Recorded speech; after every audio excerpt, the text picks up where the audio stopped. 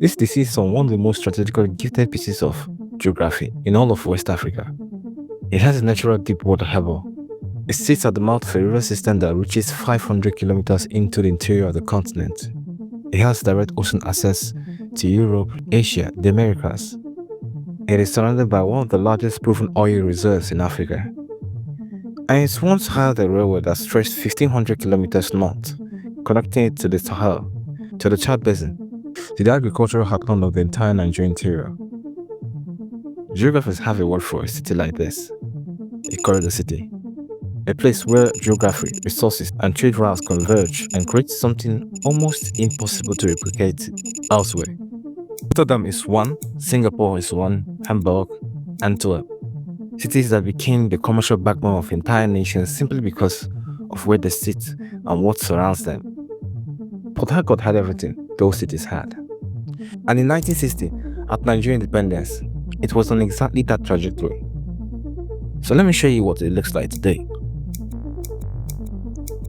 And now, let me show you the city that got everything Port Harcourt was supposed to have.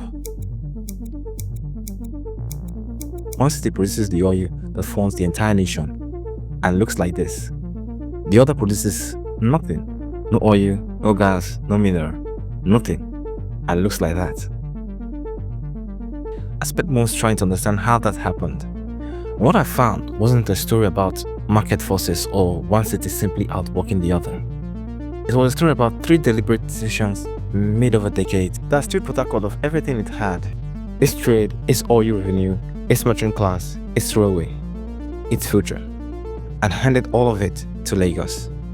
This is that story.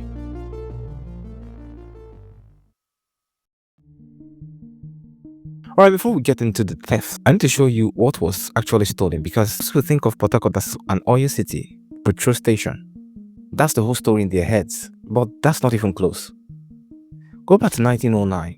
A British geologist finds a massive coal deposit in the hills near Enugu. And the colonial administration needed to get the coal to the ocean. So they do what colonial governments do. They find the most convenient stretch of coastline, tell the people already living there to move, and build a city from scratch.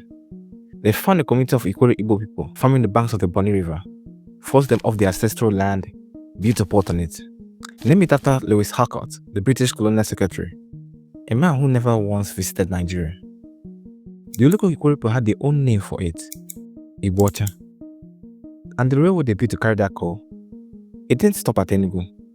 It kept going, north through the Middle Belt, through Kaduna, through Bauchi, all the way to Maiduguri, right on the edge of the Saharan belt where Nigeria meets Chad.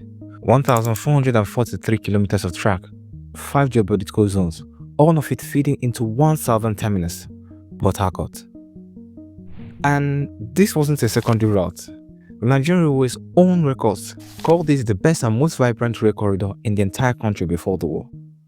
Coal from Enugu, tin from Jos, palm oil from Aba, granules from Kano, all of it rolling south towards the ocean, towards Port Harcourt. By 1950, Port Harcourt was handling 17% of all Nigerian maritime trade in a country with just 2 functioning deep water ports. That's nearly 1 in every 5 shipments in the country. And here's my favorite detail in this whole story, because it tells you more than any statistics can. Every Nigerian, doesn't matter if you're from Kano, Lagos, Enugu, Calabar, when they buy second-hand imported clothes, they call them one thing: okrika. That word comes from a small port town sitting right next to Port Harcourt, because it's where imported goods first entered Nigeria in serious volume. The import culture of Port Harcourt was so dominant, so deeply woven into how goods moved into the eastern half of the country, that it gave its name to an entire category of product the whole nation still uses today. Every Nigerian who says the word is unknowingly paying tribute to a port culture that once existed here, a port culture that was deliberately destroyed. So here's the picture at Nigerian independence in 1960.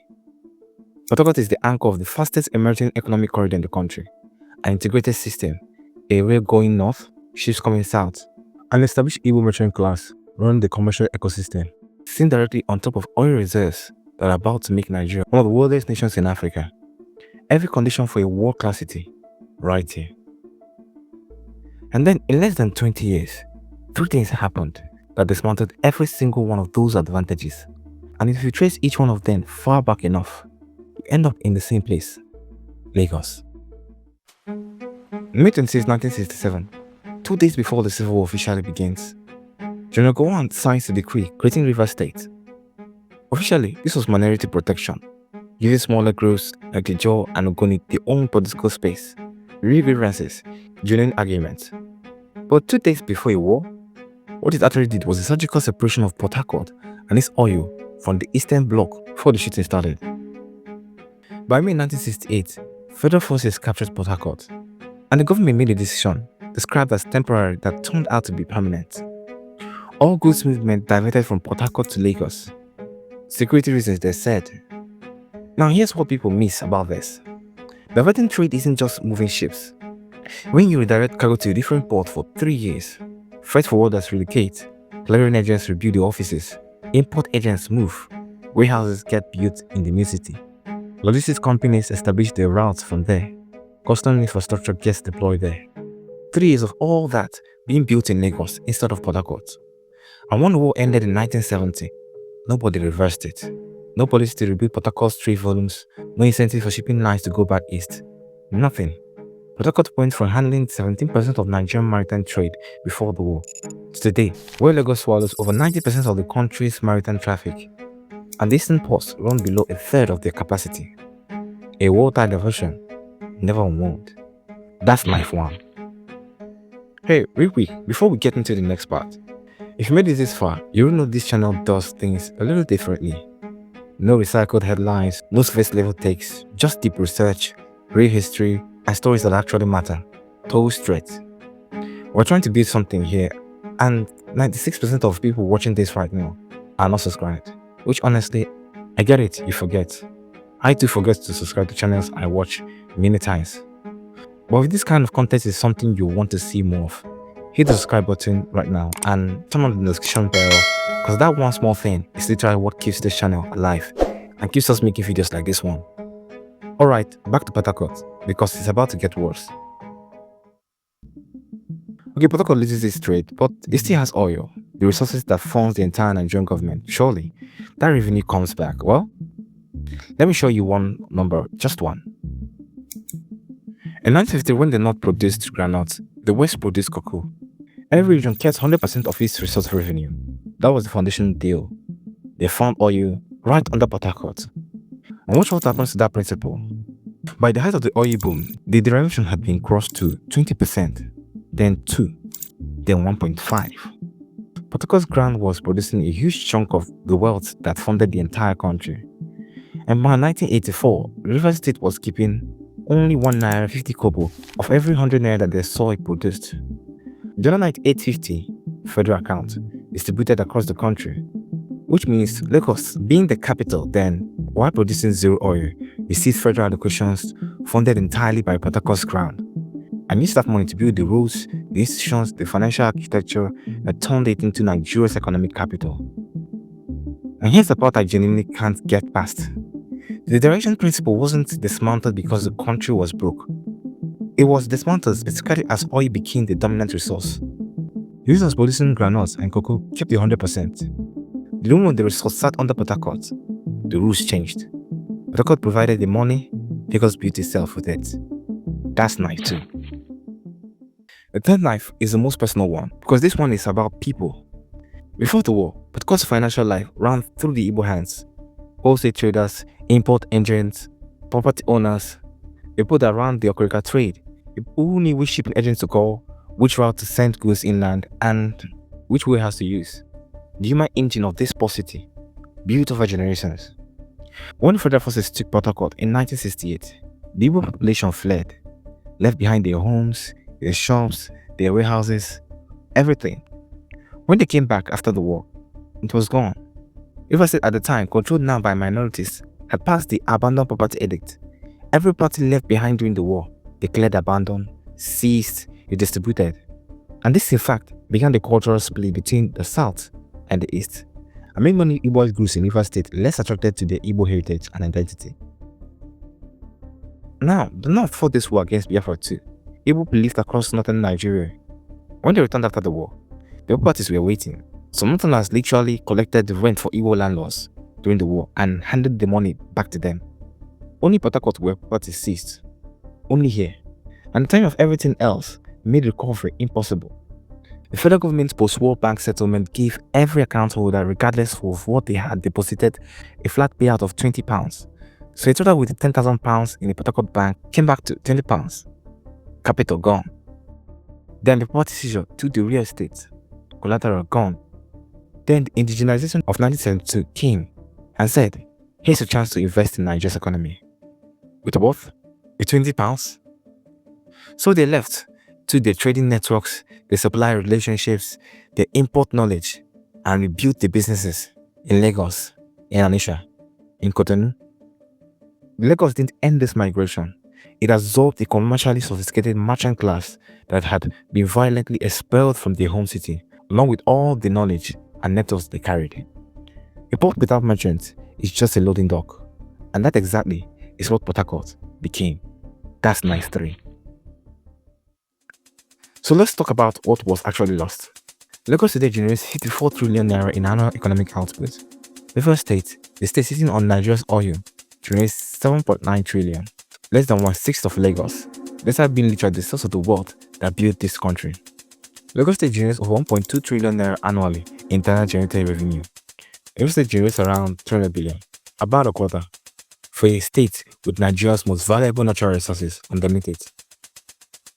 The Eastern Railway, once Nigeria's most productive rail corridor, was completely dead by 1985. 21 years after it reached its full extent, zero meaningful federal investment in maintenance after the war. The 1,443-kilometer line that could have made Portharcut the distribution hub of eastern and northern Nigeria, widely left to rot. While Lagos got the road investments, the port expansion, the industrial estates, the financial institutions. And here's the that should make every Nigerian to stop and think. The greatest informal commercial ecosystem in West Africa, Onitsha Main Market, Abbas Arare, New Auto Parts Cluster, all are operated by the descendants of exactly that Igbo merchant class that was expelled from Portharcut. The most commercial dynamic people in Nigeria, still doing what they have done always, still importing, still trading, still building. Or clearing their goods through Lagos ports, routing shipments through Cotonou, adding thousands of kilometers of road haulage cost to every single continent, because the port that geographically should serve them has never been given what it needs. Remember that word okrika, still used in every corner of Nigeria today, from Kano to Lagos to Calabar. When a Nigeria buys its second-hand shirt, they reach for a word that came from a port town in Rivers State. The word survived. The port culture that created it destroyed. And that gap between the word that is still alive and the reality that was deliberately killed, that gap is exactly the size of what was taken from this city.